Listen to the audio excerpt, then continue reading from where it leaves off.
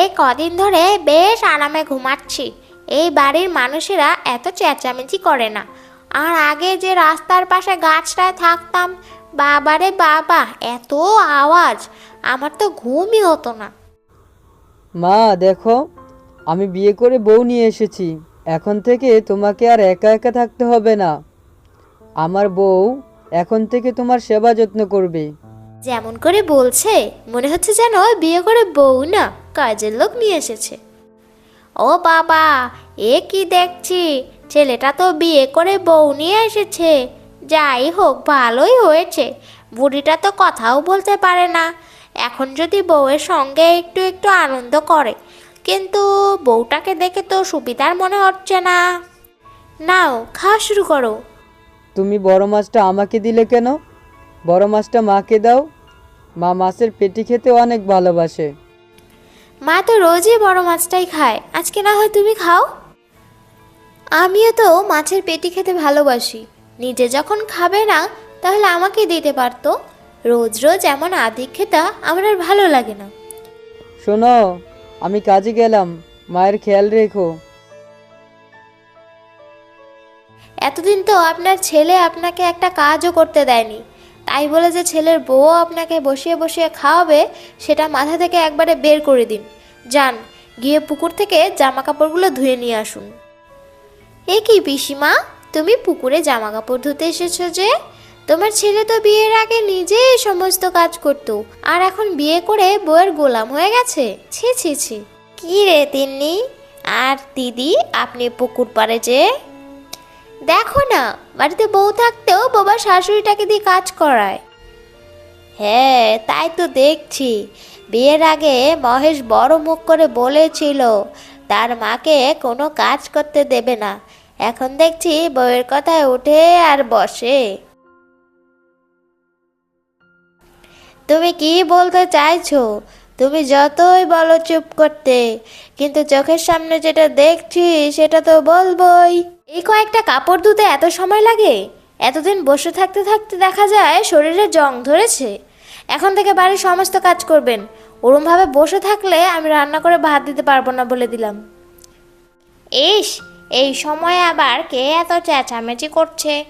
এইবারে মানুষ তো সবাই চুপচাপ থাকে, আর ওই বুড়ি তো কথাই বলতে পারে না। কে দেখি তো কি হলো। আর শুনুন, আমি যে আপনাকে দিয়ে কাজ করাই, এসব যদি আপনার ছেলেকে বলার চেষ্টাও করেছেন, তাহলে কিন্তু কথা খারাপ আছে।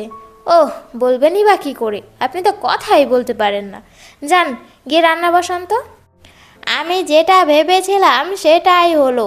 এই বউ তো ভীষণ শয়তান। এত সরল সিধা শাশুড়িকে দিয়ে খাটিয়ে মারছে। একদিন একটা শিক্ষা দিতেই হবে, তাহলেই টের পাবে। কি গো দাদা, তুমি তো খুব বলেছিলে বিয়ের পরে তোমার মাকে একটা কাজও করতে দেবে না, আর এখন মাকে দিয়ে পুকুর পাড়ের জামা কাপড় ধুতে পাঠাও। তুই এসব কি বলছিস? হ্যাঁ গো, যেটা দেখেছি সেটাই বলছি, মিথ্যে কেন বলবো?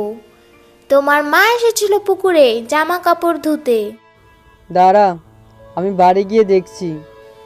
হ্যাঁ হ্যাঁ, যাও, গিয়ে বলো বাড়িতে। এ কি মা, তুমি রান্না করছো কেন? তুমি মাকে রান্না করতে দিয়েছো কেন? আরে না না, আমি তো তোমার মাকে রান্না করতে বলিনি, তোমার মা নিজেই বললো। গো, আমি তোমার মাকে দিয়ে কাজ করাই না, উনি নিজে থেকেই করেন। আমি বারবার বারণ করি, তবুও করেন, তাহলে এতে আমার কি দোষ বলো? বাবারে বাবা, এই মেয়ে তো খুব মিথ্যে কথা বলে। এই বুড়ি তো কথাও বলতে পারে না, না হলে তো ওর ছেলেকে সব বলে দিত। কথা বলতে পারে না জন্য সুযোগ নিয়ে খাটিয়ে মারছে। দাঁড়া, এর একটা ব্যবস্থা করতেই হবে। বুড়ি, ভয় পেও না, ভয় পেও না, আমি ভালো শাকচুন্নি।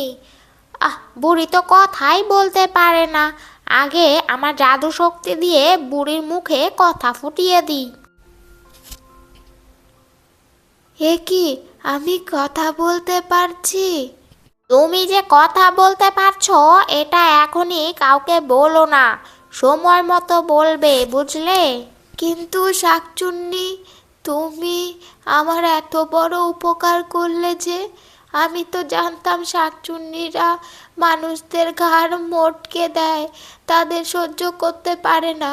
তুমি তাহলে এত উপকার করলে। আমি তোদের বাড়ির এই গাছে থাকি, তোরা খুব শান্তশিষ্ট মানুষ, আমার দিনের বেলা ঘুমোতে খুব সুবিধে হয়, সেই জন্য তোদের উপকার করলাম। যদি উপকার না করতাম তাহলে তো তুই খেটে খেটে মরেই যেতি।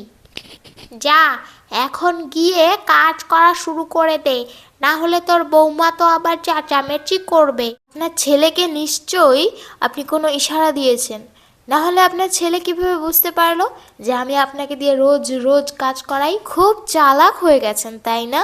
এরপর থেকে যদি আপনার ছেলে কোনো কিছু বুঝতে পারে না, তারপর আপনার খবর আছে বলে দিলাম। যান, এখন গিয়ে বাসনগুলো মেজে আসুন।